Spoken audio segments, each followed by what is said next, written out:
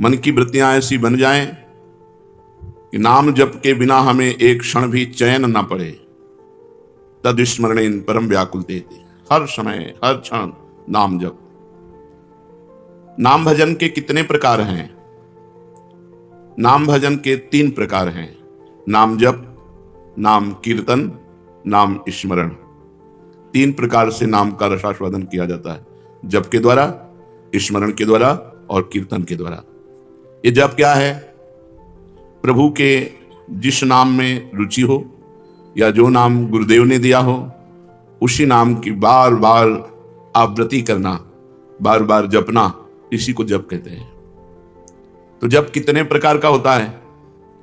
ये जप 3 प्रकार का होता है, साधारण जप, उपांशु जप और मानसिक जप। ये 10 गुना पूर्व से होता है।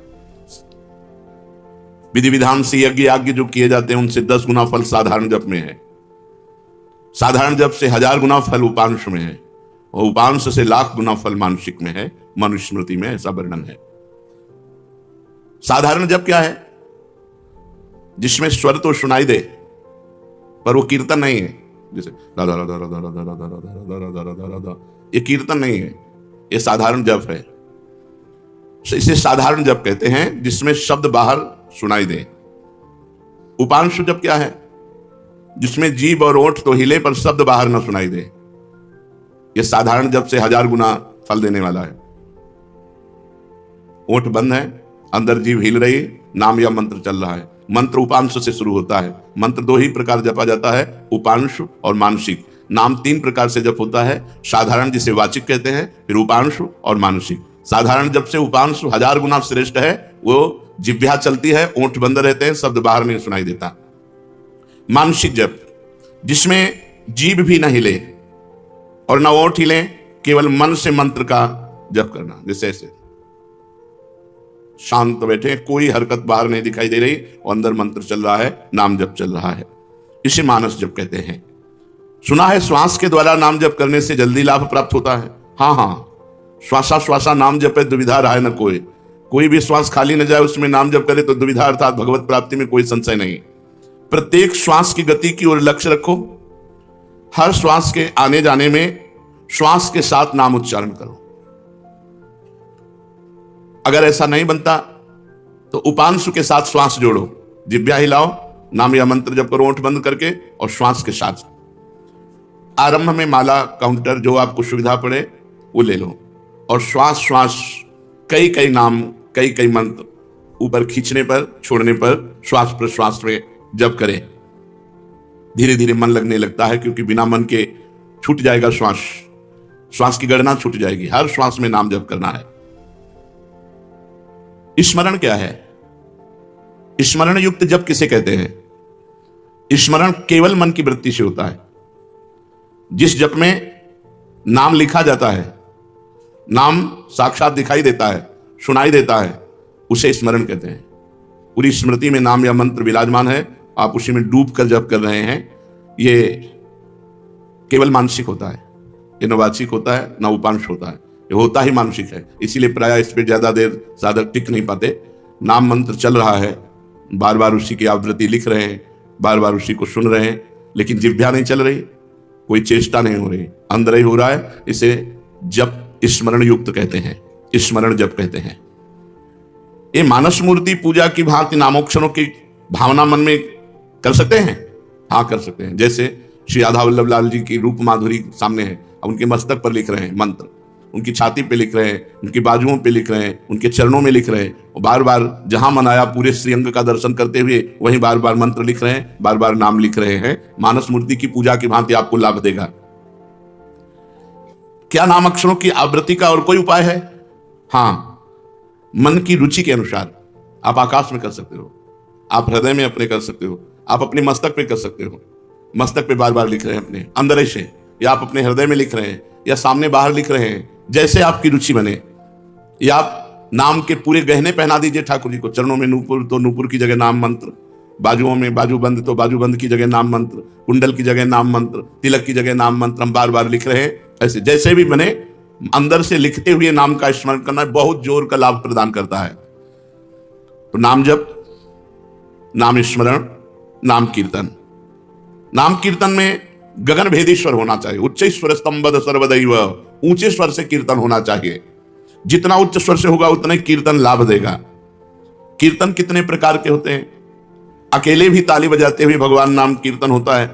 आर्त भाव से अकेले पुकारते हुए ताली बजा रहे भगवान के नाम का कीर्तन, या कई लोग मिलकर के भगवान नाम कीर्तन कर रहे हैं, भगवान का गुण कीर्तन कर रहे हैं, मृदंग है, मंजीर है, ढप आदि वाद्य बजाते हुए कई लोग मिलकर भगवान के नाम का कीर्तन, गुण कीर्तन। संकीर्तन का क्या प्रभाव है? जहां तक नाम पहुंचेगा वहां तक निष्पाप कर देगा।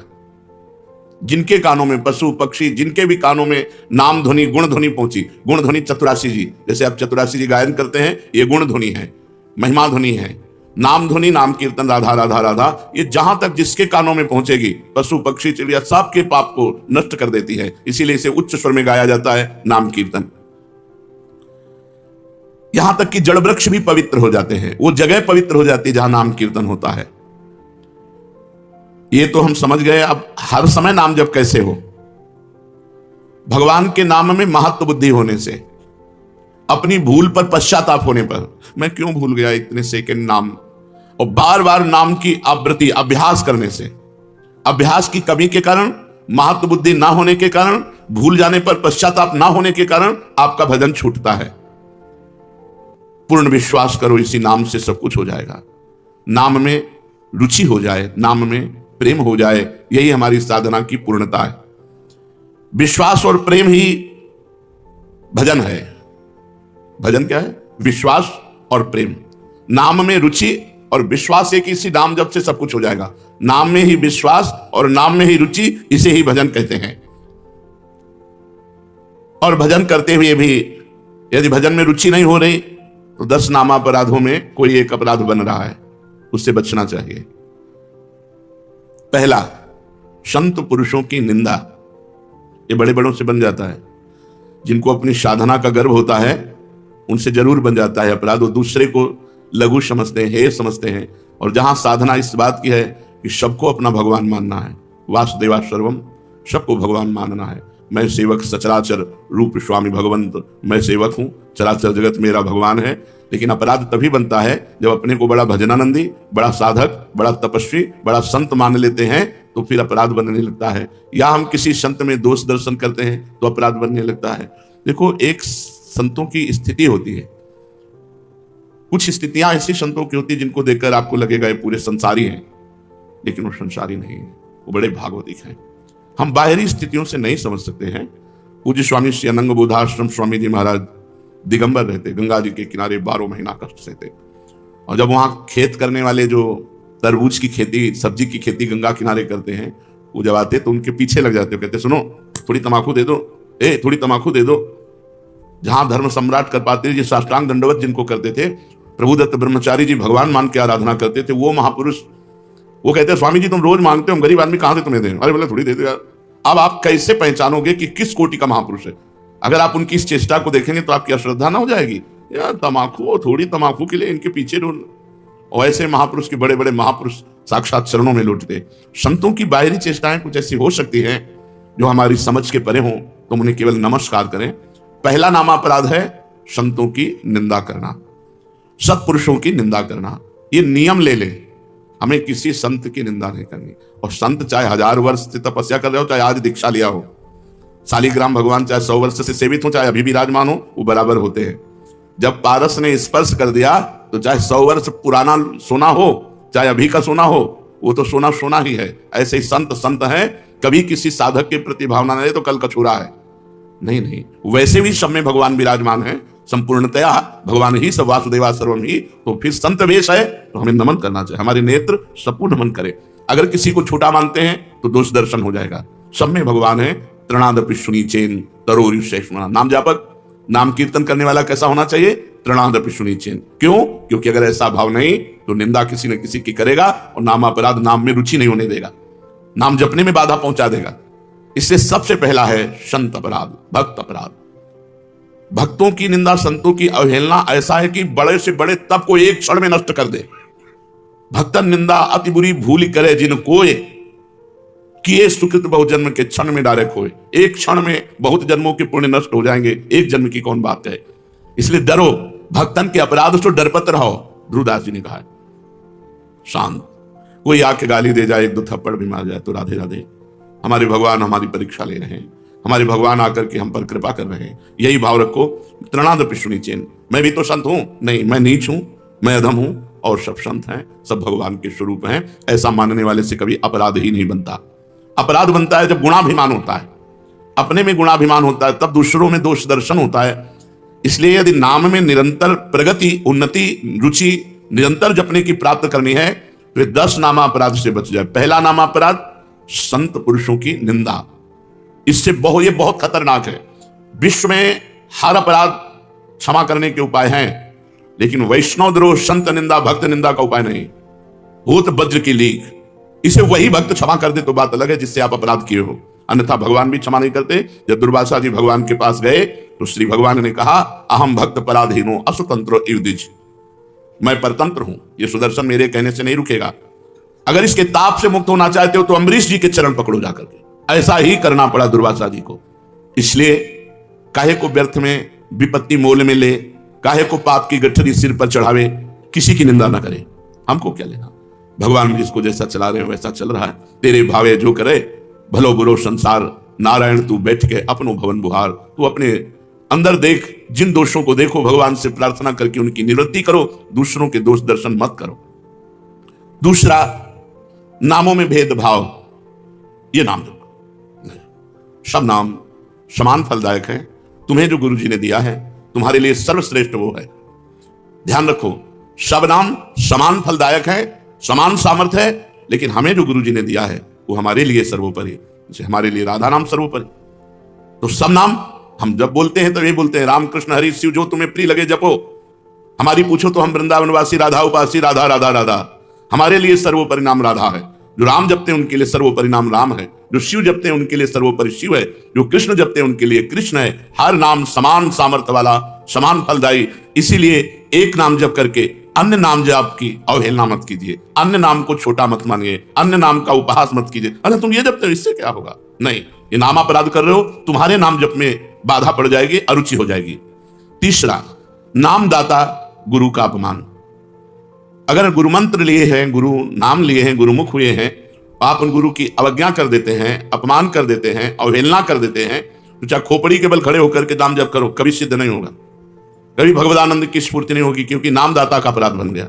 अगर इतने भी सद्गुण आ जाए, कभी इतने भी भागवतिकता आ जाए, कोई दिव्यता आ जाए, झूठ बोले बात अलग है, कभी दिव्यता नहीं आ सकती। ये भगवान की बनाई हुई मर्यादा है। जो गुरु अवज्ञा करे, गुरु का अपमान करे, उसे कभी भी भगवत प्राप्ति नहीं हो सकती, कभी भगवान के नाम में रुचि नहीं हो सकती, कभी भगवदानंद की अनुभूति नहीं हो सकती।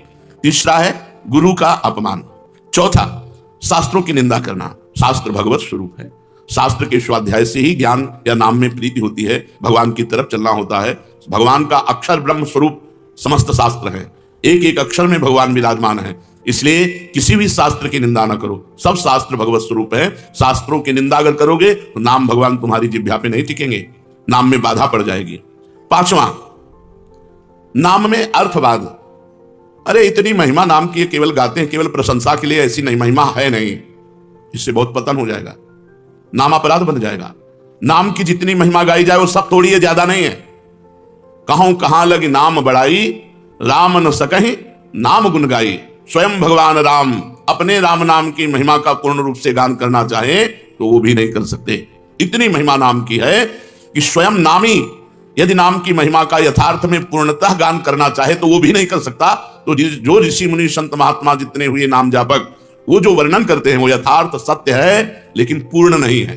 पूर्ण तो भगवान भी नहीं नाम की महिमा का गान कर सकते, इतनी अपार महिमा नाम की है। इसलिए नाम में अर्थवाद कि अरे ये तो नाम की रोचकता के लिए इतनी प्रशंसा कर दी गई है, वैसे वस्तुतः ऐसा है नहीं, ऐसा सोचना ये नामापराध है। छठा, नाम का सहारा लेकर के पाप करना। कोई पाप कर्म कर रहे, नाम जप लेंगे उससे नष्ट हो जाएगा। पीछे आपने सुना है कि जो नाम के बल से पाप करते हैं उनको अवश्य नरक मिलता है, क्योंकि नाम अबलो नशानी अबनान से हो, आज तक की आप नहीं करूंगा, जपो सब पाप नष्ट हो जाएंगे। लेकिन ये उत्साह रखकर पाप करना कि चलो मैं शाम के खूब राधा राधा रट लूंगा, हर नाम एक नाम में जितनी सामर्थ्य उतना कोई पाप कर ही नहीं सकता, तो मैं मनमानी पाप करूं और शाम के नाम जप करूं। नहीं, तुम्हें नरक की प्राप्ति होगी। तुम नामापराध कर रहे हो, नाम का सहारा लेकर पाप करना। 7वां, धर्म व्रत यज्ञ आदि के साथ नाम की तुलना करना, किसी और साधन से नाम की तुलना करना। नाम अद्वितीय साधन है, नाम के समान कोई भी साधन नहीं है, चाहे यज्ञ हो, चाहे व्रत हो, चाहे दान हो, चाहे तीर्थ याटन हो, नाम के समान नहीं है। इसलिए नाम के बराबर कि भाई तुम नाम जप कर रहे हो, गंगा नहा के आ रहे हैं, तुम नाम जप कर रहे हो, हम अमुक धर्म कार्य करके आ रहे हैं, तुम नाम जप कर रहे हो, हम अमुक व्रत कर रहे हैं, हम तो 108 यज्ञ कर रहे हैं, तो नाम जापक की बराबरी किसी से नहीं हो सकती। नाम की समानता धर्म व्रत यज्ञ आदि के साथ तुलना करना। नाम जापक जब गंगा जी को स्पर्श करता है तो गंगा जी निष्पाप हो जाती है, गंगा जी निष्पाप हो जाती है। गंगा पापम, गंगा जी पाप का नाश करते हैं, लेकिन जब नाम जापक गंगा जी का स्पर्श करता है तो गंगा निष्पाप हो जाती है। इसलिए धर्म व्रत यज्ञ आदि के साथ नाम की तुलना करना, यह नाम का 7वां अपराध है। 8वां, हरि निंदक, हरि विमुख, अवहेलना करने वाले भक्तों की, उन अश्रद्धालुओं को जो सुनना नहीं चाहते, जो भक्तों की निंदा करते हैं, भगवान की निंदा करते हैं, ऐसों को नाम का उपदेश करना। अब यहां विचारणीय विषय है, जो सुनना नहीं चाहते हैं, अभी आपने सुना कि जब नाम कीर्तन किया जाता है तो यदि उनके कान में नाम पड़े उनका भी मंगल हो जाएगा। उनको उपदेश नहीं करना, लेकिन नाम सुनाना है। दूर से भगवान नाम की जय घोष करनी है, घोर पापी के भी कान में जाएगा तो उसका मंगल करेगा, नाम कीर्तन की महिमा में सुना। तो यहां ये बात नहीं है, यहां बात कही जाती है उसको शिष्य बनाना, उसको उपदेश करना। जो अश्रद्धालु है, सुनना नहीं चाहता, हरि निंदक है, भक्त निंदक है, ये नामापराध है, ऐसे को शिष्य नहीं बनाना चाहिए। लेकिन नाम कीर्तन सुनने का सब कोई अधिकारी है। जैसे जगाई और मधाई, मांस मदिरा आदि सबसे युक्त पुरुष, घोर दुष्ट स्वभाव, भक्त को देख करके ही गाली देना और उनका उपहास करना। हरिदास जी ने कहा नित्यानंद महाप्रभु से, छोड़ो, इनके समीप भी नहीं चलना, ये मोहल्ले में उनका तंबू लगा हुआ है, शिविर लगा हुआ है, चलोगे ठीक नहीं है। काय को मधुमक्खी के छत्ता पे ईंट मारे, वो भनभना के तुम्हारे ऊपर ही आएंगी। तो नित्यानंद महाप्रभु ने कहा अधिकारी तो यही है, ऐसे लोग ही अधिकारी हैं हरिनाम के, जो घोर पापाचरण में रत हैं। उनके कान पर यदि हरिनाम जाएगा उनका भी मंगल हो जाएगा। जाके महामंत्र का उच्चारण किया, परिणाम वही हुआ जैसे बर्रा के छत्ता में कोई ईंट मार दे। शराब के नशे में थे, एक घड़ा उठाया और फेंक के मारा तो नित्यानंद महाप्रभु के सर पर लगा और रक्त स्राव होने लगा। भगवान नाम उच्चारण करते हुए ये प्रहार उनको सहना पड़ा। उनके लिए जब सूचना मिली चैतन्य महाप्रभु को तो भगवत आवेश में आ गए और सुदर्शन चक्र का स्मरण किया।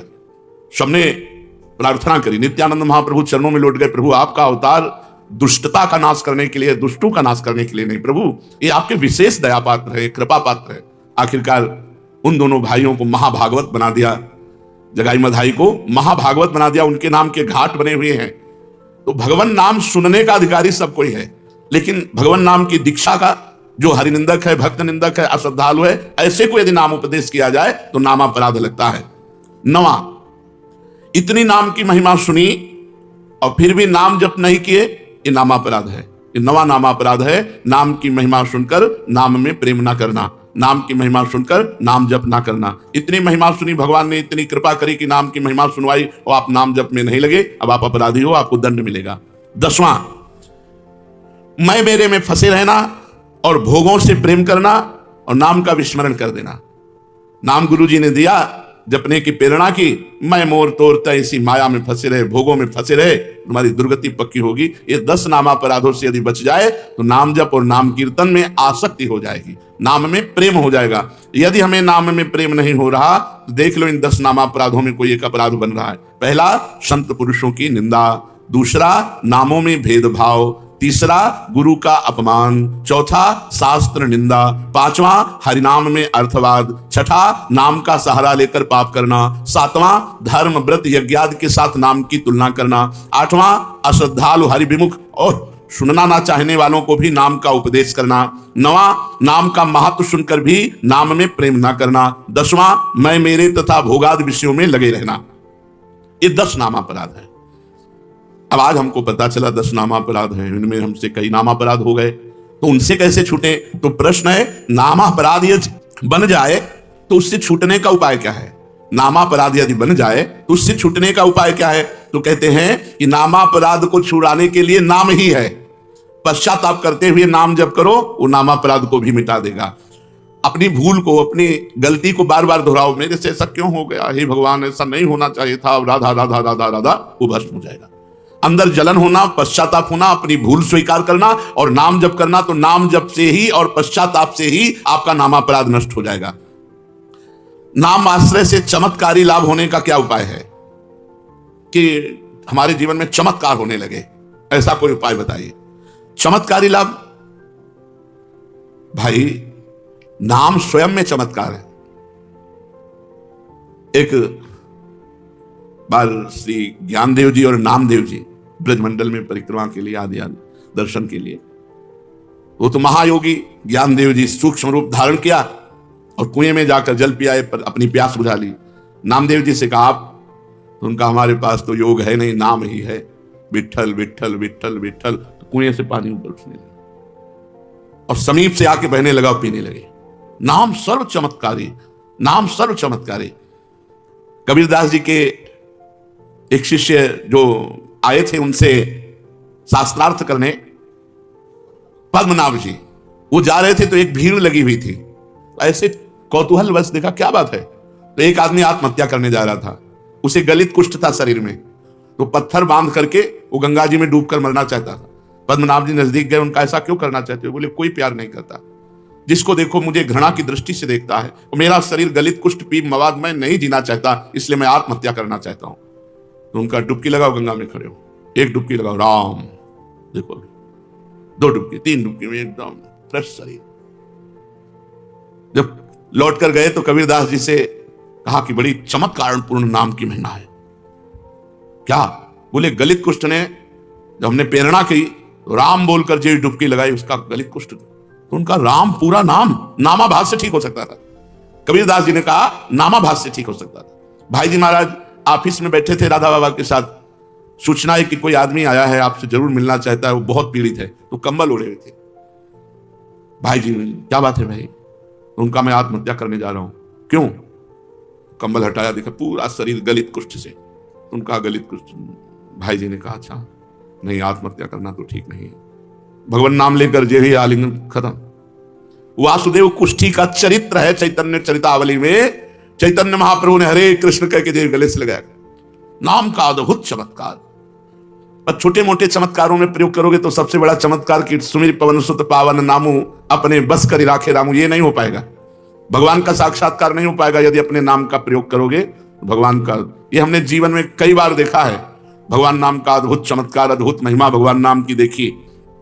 नाम में विश्वास हो, नाम को आदर बुद्धि के साथ जपो, नाम का चिंतन करते हुए नाम जपो, नाम को गुप्त रखो, जो चाहोगे हो जाएगा।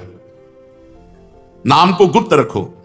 कितना जब संख्या करते हो, इसीलिए हम संख्या करते नहीं। सही ईमानदारी से अगर कोई हमें हाथ खड़ा करके पूछे कि तुम्हारी साधना क्या है, तो हम कह देंगे शून्य। शून्य के सिवा हमारी साधना कुछ नहीं है, क्यों कोई गणना नहीं है। कोई गणना हो कि ये है ये है ये है। अब जो दिनचर्या बन गई हो, तो जैसे किसान की खेती वैसे हमारी दिनचर्या है, हम उसे साधना थोड़ी मानते हैं। जैसे किसान आदमी अपना सुबह से खुरपी फावड़ा लिया, अपने खेत में गया, दिन भर मेहनत की, शाम के खाया पिया, चैन से सो गया, अब उसे हम साधना माने। अब हमारा तो जीवन बचपन से यही रहा, तो हमारी तो किसानी यही है, हमारी खेती यही है, कोई गणना नहीं। अगर हमसे पूछा जाए आपकी साधना क्या है, तो हम कह देंगे शून्य। तो आप जी किससे रहे हो? मेरे बल सी वृंदावन रानी, महारानी जी के बल से जी रहे हैं। महारानी जैसे किसी को यह भ्रम हो कि इतने शिष्य हैं, इन सबको भगवत प्राप्त करा देंगे क्या, तो हम पोस्टमैन हैं। तुम्हारी बात लाडली जी तक, लाडली जी की बात आप तक, हम अपने समेत सब ये लाडली जी के हैं। कई बार आपको कहा है कि अगर डिब्बा मोक्ष में ताव दे कि मैं 500 लोगों को पहुंचा दूंगा तो बेवकूफी है। उसका कनेक्शन इंजन से है। इंजन में 2 ही 4 लोग जाते हैं और डिब्बे में 100-200 लोग बैठ करके स्टेशन पहुंच जाते हैं। हमें डिब्बा इंजन नहीं है कि तुम्हारे में क्या पावर है दिखाओ, तो शून्य है पावर। और पावर इतना है कि सैकड़ों को लाद के पहुंचा देंगे। वृंदावन धाम में बैठ के कहते हैं पावर की पूछो तो धाम में कह रहे हैं इससे ज्यादा सत्य प्रमाणित क्या हो गया। कोई कहते हैं कि भाई सत्य बोलना तो मंदिर में बैठो, धाम में बैठ के कह रहे हैं कि लाडली जी तक सैकड़ों को पहुंचा सकते हैं। पावर की पूछो तो शून्य है, कनेक्शन की पूछो तो महान है। कनेक्शन से हम जा रहे हैं। कैसे पापी क्यों न हो हरिवंश नाम जो ले, अलक लड़ेती रीझ के महल खवासी दे। हरिवंश प्रताप ही जानत हैं, हरिवंश प्रबोध क्या प्रताप, श्री हरिवंश प्रताप नाम नौका निज खेवक, भवसागर सुख तरत निकट हरिवंश। आओ भैया नाव में बैठ जा। बैठ गए किसकी? हरिवंश की नाव में। खेवैया वो हैं अपने बैठ के तरंगे देख रहे हो, निकुंज पहुंच गए। जिनको संशय है कि डिब्बा नहीं पहुंचा सकता तो इंजन में जगह नहीं है। आप पक्की बात समझ लो, इंजन में जगह नहीं है, डिब्बा में विश्वास करना होगा। हमें डिब्बा तो अगर जगह न मिले तो ठस के बैठ जाओ, पहुंच जाओगे, इसमें चिंता ना करो।